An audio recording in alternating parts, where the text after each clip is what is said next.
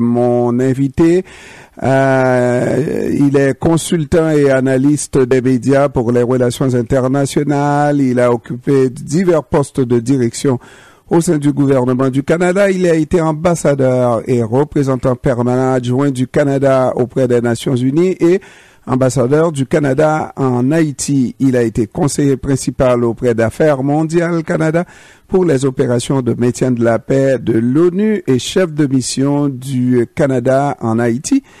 Gilles Rivard, c'est son nom, ex-ambassadeur d'Haïti.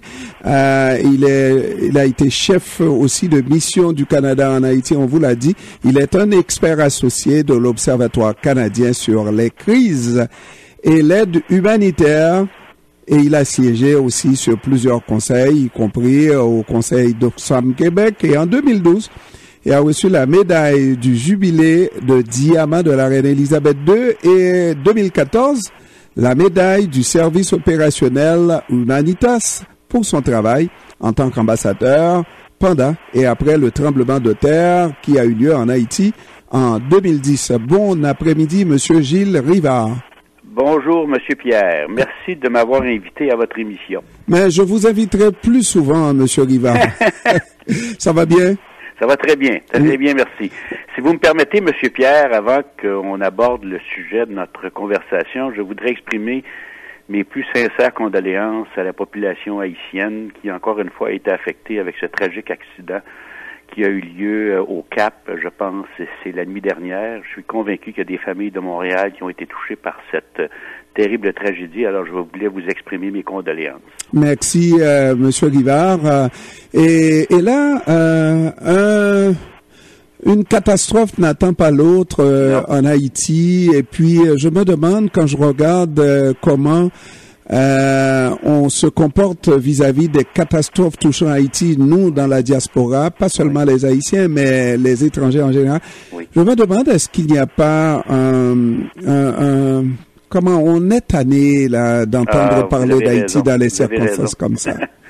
Oui. Vous avez entièrement raison. Je veux dire, il y a une série de... Je dois dire qu'il y a une série de malchances quand on connaît un peu l'histoire de votre pays. Il y a eu des malchances, il y a eu des événements malheureux, il y a eu des catastrophes, il y a eu des cataclysmes. Moi-même, j'ai connu, vous avez mentionné le tremblement de terre, j'ai connu aussi le choléra. Quand je suis arrivé en Haïti en 2008, il y avait 3 ouragans qui ont frappé Haïti un après l'autre, qui s'appelaient Gustave, Anna et Ike. Je me souviens, je me fais mon arrivée à Port-au-Prince. Sans compter les événements politiques tragiques, les manifestations et ainsi de suite. Je vous comprends parfaitement. Je pense que, comme on dit, la coupe est pleine et on n'en mettait plus, on n'en peut plus, mais pourtant ça continue à s'additionner. Encore une fois ce matin, un tragique accident, une population qui court après l'essence et qui malheureusement, le camion explose, c'est vraiment très triste. Puis, il y a eu l'assassinat de votre président au mois de juillet. On va en parler, M. Rivard. Oui, je vous écoute, excusez-moi. Non, vous avez tout à fait raison, on va en parler, mais je dirais, comme constat, on dirait que la communauté internationale est anesthésiée par rapport à Haïti. En fait, c'est intéressant ce que vous dites. Je me rappelle... en 2010, il y avait, après le tremblement de terre, il y a eu ce qu'on appelait à l'époque l'effet CNN, où ça fait les nouvelles partout et ainsi de suite. Et je pense que l'effet CNN avait produit des résultats quand même encourageants avec un appui de la communauté internationale massif après cette terrible tragédie. Un des 3 plus grands tremblements de terre en termes de morts de l'histoire de l'humanité. Faut le faire pour que ce soit votre pays qui touche à ça. Mais quand vous dites anesthésie, je pense que c'est comme si une mauvaise nouvelle n'attend pas l'autre et à ce moment-là, on se dit c'est une de plus et puis on passe à autre chose. Mais en plus aussi, il faut pas oublier qu'il y a d'autres tragédies dans le monde, ce qui fait qu'une mauvaise nouvelle en Haïti peut être occultée par une mauvaise nouvelle qui vient de survenir quand c'est pas le variant Omicron, ça peut être autre chose. Mais effectivement, vous avez raison, le mot anesthésie, je pense, est bien choisi dans les circonstances. Monsieur Rivard, nous ne sommes pas encore à notre sujet, mais j'ai le goût de vous poser cette question parce que vous avez occupé une fonction extrêmement importante en Haïti. Être ambassadeur du Canada en Haïti, c'est pas rien. Et vous êtes arrivé à un moment extrêmement critique et effectivement, on avait Dieu à l'époque du tremblement de terre que pour Haïti et puis il y a eu beaucoup de promesses, beaucoup d'appelés mais peu d'élus, parce que ça peut laisser comprendre à l'ensemble de la communauté internationale, c'est les Haïtiens qui ne savent pas s'organiser et on peut être tanné avec Haïti, mais les étrangers ne sont pas... ici, Monsieur Bernier, je dis, quand les étrangers, et je vous le dis à vous, vous avez été en Haïti, quand les étrangers vous disent d'aller à gauche, allez à droite. Parce que les étrangers ne sont pas là pour nous aider véritablement. Parce que en 2010, Monsieur Rivard, on aurait dû pouvoir faire quelque chose avec cette catastrophe qui est arrivée en Haïti. Et pourtant, l'argent n'est pas allé en Haïti. Enfin, le gros de ce montant qui avait été promis par l'ensemble de la communauté internationale n'est pas rentré en Haïti. On n'a pas vu la couleur de cet argent. Oui. Écoutez, en fait, je suis en partie d'accord avec vous quand on dit de tourner à gauche, vous tournez à droite. Je dois dire qu'à certaines occasions, j'ai été moi-même témoin du manque de coordination de l'assistance internationale qui faisait que on avait l'impression que la main gauche ignorait ce que la main droite faisait. C'est un fait. Par contre, je dois dire que là où je suis un peu en désaccord avec vous, c'est que là, quand on dit que l'argent promis n'a jamais été livré, c'est vrai qu'il y en a une partie qui avait été promis qui n'avait pas été livrée, mais je dois vous dire que pour avoir vu pour être le lendemain du tremblement de terre, m'être déplacé à Port-au-Prince et après, dans quelques semaines plus tard, m'être déplacé à Léogane, et d'avoir vu comment, en l'espace de quelques mois, voire quelques années, la ville s'est redressée, les constructions sont réapparues, il y a des routes qui ont été reconstruites, il y a des hôpitaux qui ont été reconstruits. Je pense qu'il y a eu des progrès et quand je regarde ce qui est arrivé en Indonésie en 2004, parce que j'ai travaillé sur le dossier, dans un pays qui était beaucoup plus développé, si je peux dire, que Haïti, quand je regarde combien ça a pris de temps en Indonésie à se remettre sur pied, ce que j'ai vu en Haïti, je pense que les Haïtiens ont fait des efforts extraordinaires. Et je pense qu'il y a plusieurs projets ou activités de la communauté internationale qui ont permis d'améliorer cette situation. Le problème qu'il y a, c'est toutes ces organisations non gouvernementales qui déferlent parfois en Haïti avec l'intention de faire le bien et finalement, les résultats sont pas atteints. C'est ce qui fait que la population peut être découragée. Alors, c'est à ce niveau que je suis d'accord avec vous. Je suis retourné en Haïti en 2015 et par rapport à ce que j'ai connu en 2010, ce que j'ai vu en 2015, il y avait des progrès évidents.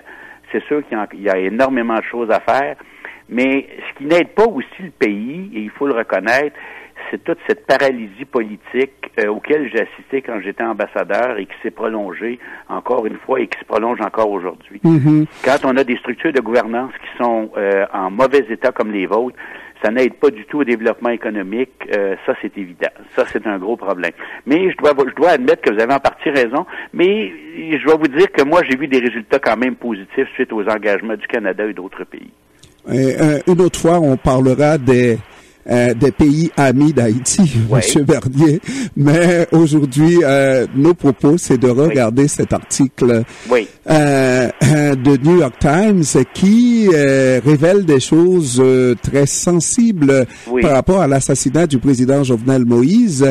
Et là, on apprend un élément extrêmement important, c'est que le président semblait monter un dossier pour qui dénoncerait le frère de l'ex-président Michel Martelly, à savoir Kiko Saint-Rémy.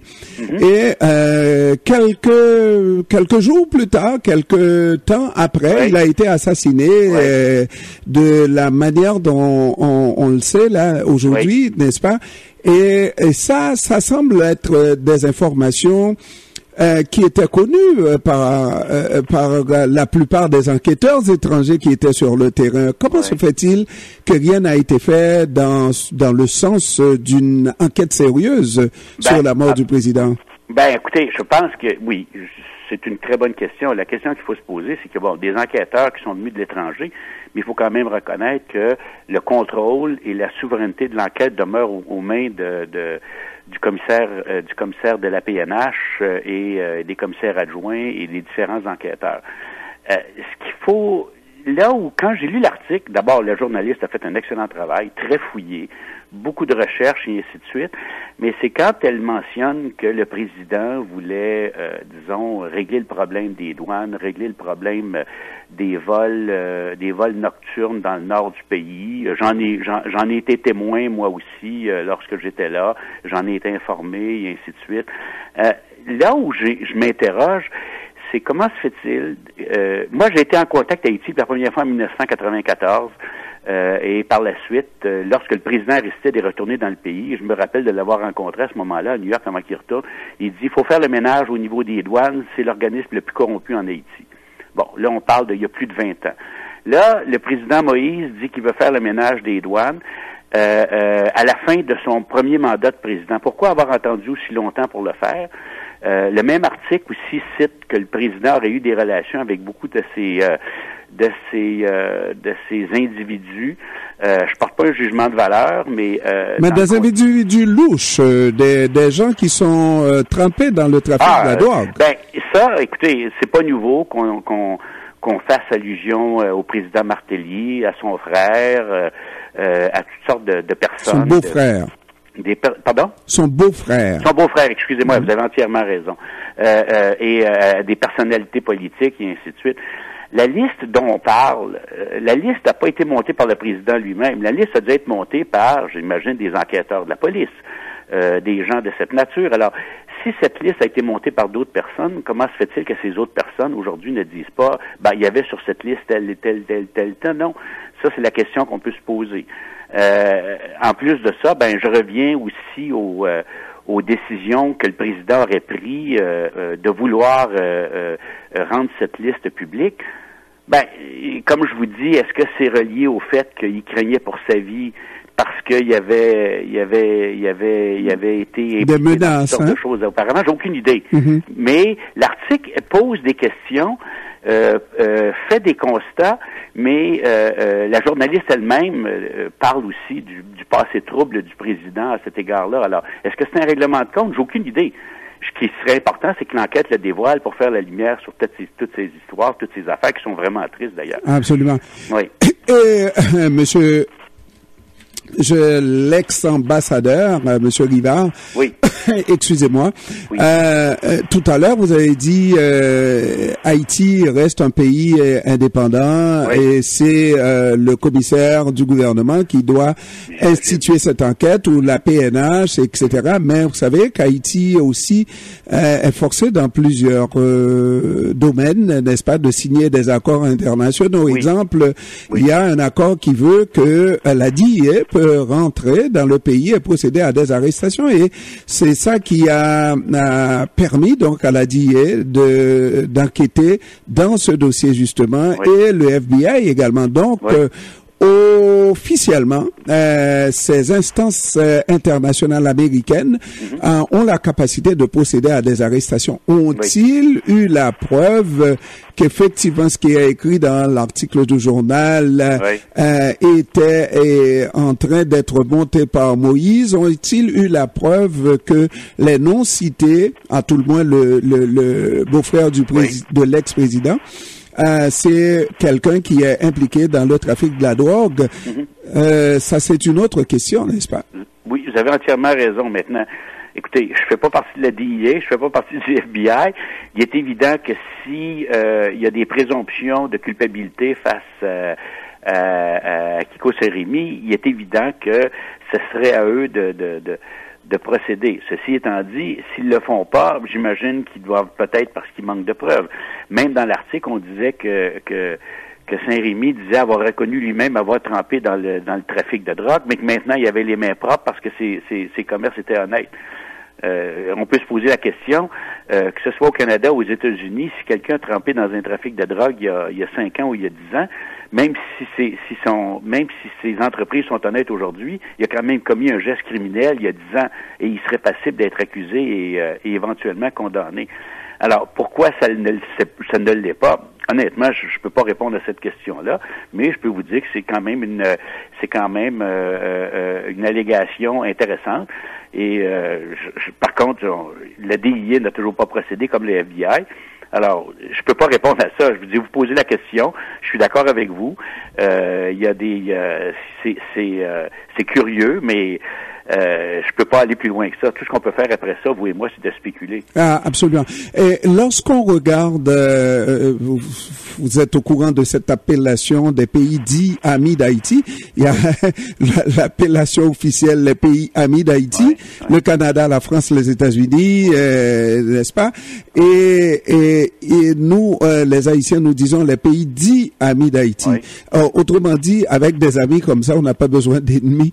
Est-ce que vous estimez que le Canada a appuyé Haïti dans le bon sens ces dernières années quand le pays a vraiment besoin de ses amis, de ses bons amis, pour l'aider à se tirer de ce mauvais pas? Oui. D'abord, je commencerai par reprendre un peu le commentaire. Avec des amis comme ça, on n'a pas besoin d'ennemis.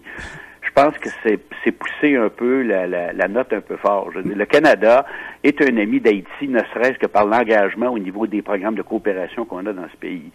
Le Canada a accepté énormément de réfugiés après le tremblement de terre. Il y en a beaucoup qui n'ont pas voulu retourner dans le pays. C'est malheureux. Mais le Canada a quand même fait beaucoup. Lorsque j'étais ambassadeur en Haïti, Haïti était le pays dans le monde où le Canada dépensait le plus d'argent et de loin. Alors, tu sais, je veux dire, moi, j'aimerais ça avoir un ami comme ça. Il est évident qu'à un certain moment donné, le Canada doit aussi respecter un certain nombre de choses. S'il y a un président qui est élu et qui, à travers un processus électoral, et que ce président-là, après ça, est contesté comme l'a été M. Moïse, parce qu'il ne faut pas se le cacher, il a été contesté. Plus de Sénat, plus de Chambre des députés, et ainsi de suite. Le Canada peut critiquer, mais certainement pas pour s'impliquer dans les affaires intérieures. Alors, c'est sûr que si le Canada condamne pas ouvertement M. Moïse, certaines personnes peuvent penser que, bon, le Canada appuie M. Moïse. C'est pas nécessairement le cas. On a des relations avec 193 pays dans le monde et il y a des chefs d'État qui ont un passé extrêmement douteux, mais le Canada partira pas à la chasse de tous ces gens-là en leur disant qu'on peut plus faire des choses avec eux autres. À ce niveau-là, je vous dirais par contre que quand Haïti a des difficultés, que ce soit avec les tremblements de terre, il y a eu un tremblement de terre il y a quelques années, on était là au CAI pour aider la population. Alors, dans ce contexte-là, je vais vous dire, moi, je suis très à l'aise avec ce commentaire en disant que le Canada est un pays ami d'Haïti. Okay. Mais des fois, il y a des relations amicales qui sont parfois qui peuvent entraîner des frictions, mais je pense que de manière générale, je pense que l'engagement du Canada en Haïti peut être critiqué par moment, mais ne peut certainement pas être contesté à long terme. Mais j'imagine que si vous et moi, on devrait former un gouvernement en Haïti, ça serait toute une tâche, mon cher ami. Toute une tâche. On dirait à l'ensemble des pays, nous avons besoin de votre aide pour un certain temps.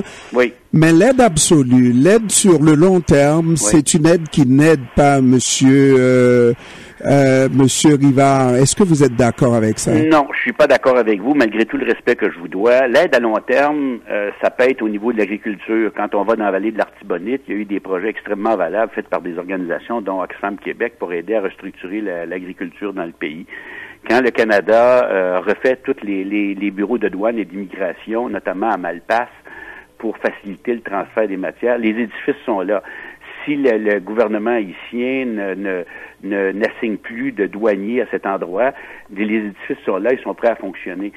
Quand on regarde les efforts qui ont été faits pour rénover les hôpitaux, notamment dans la région des Nippes, dans la région de Léogane, ou le travail qui a été fait au niveau de la police nationale d'Haïti, au niveau des gardes-côtes